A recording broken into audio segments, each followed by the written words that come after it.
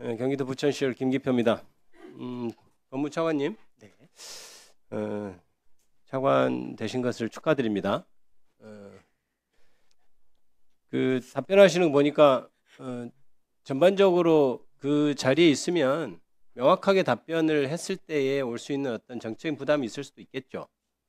하지만 그래서 애매하게 답변하는 것들이 많고 하는 것 같은데, 하지만 명확하게 답변을 해야 될 것들이 있는 겁니다. 일단 본인이 왜 임명됐는지 알고 있습니까? 그 취지를? 이재명 정부에서 법무부 차관이라는 자리에 임명이 되셨잖아요. 그 뜻을 알고 있습니까?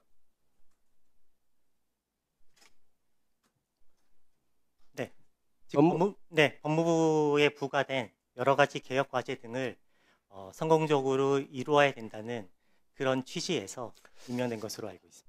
검찰은 또 이제 수사하는 부서라서 혹시 뭐 다를 수는 있지만 법무부는 행정부서, 전형적인 행정부서 아닙니까?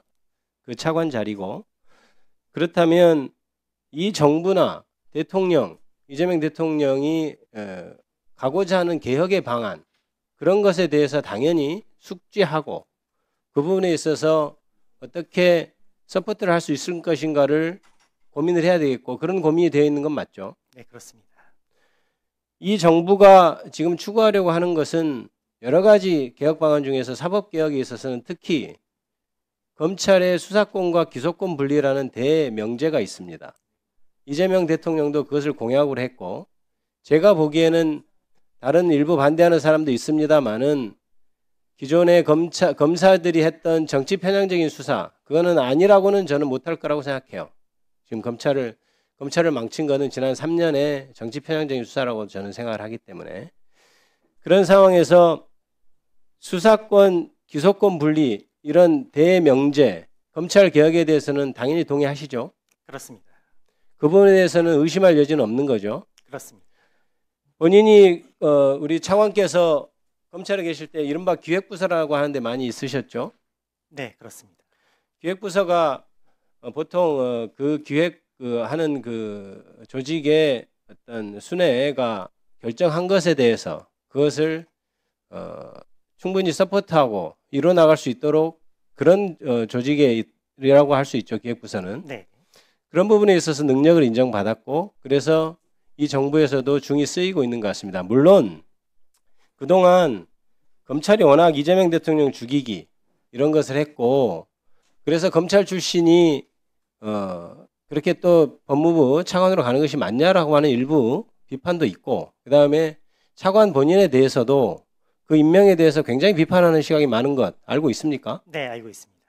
그럼에도 불구하고 차관이 지금 법무부 차관으로 임명된 것에 뭐 당연히 본인도 동의해야 되는 거니까, 동의한 것은 그런저런 어떤 비판에도 불구하고 이재명 대통령이 추구하고자 하는 개혁, 그리고 국민주권정부가 나가고자 하는 방향, 이거에 대해서 전적으로 동의한다고 믿어도 되겠죠? 네, 그렇습니다.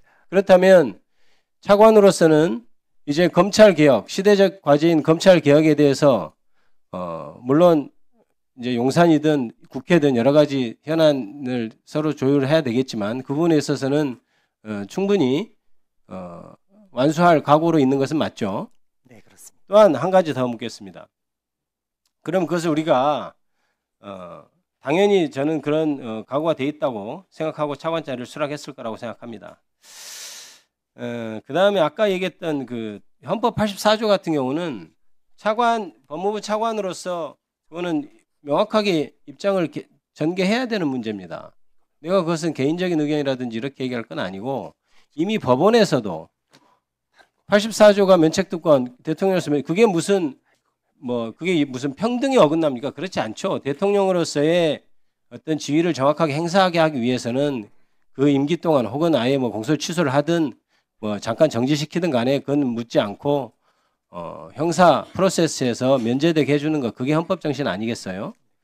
그렇다면 법원에서조차 그걸 인정해서 추정하고 있는 것을 당연히 법무부 차관이라고 하는 사람이 그 점에 대해서 명확한 입장을 표명해야죠. 거기에 대해서까지 애매한 태도를 취하는 것은 옳지 않다고 봅니다. 그 부분에 대해서 입장을 명확하게, 지금도 좋고 다음 기회라도 명확하게 표명해 주길 바랍니다.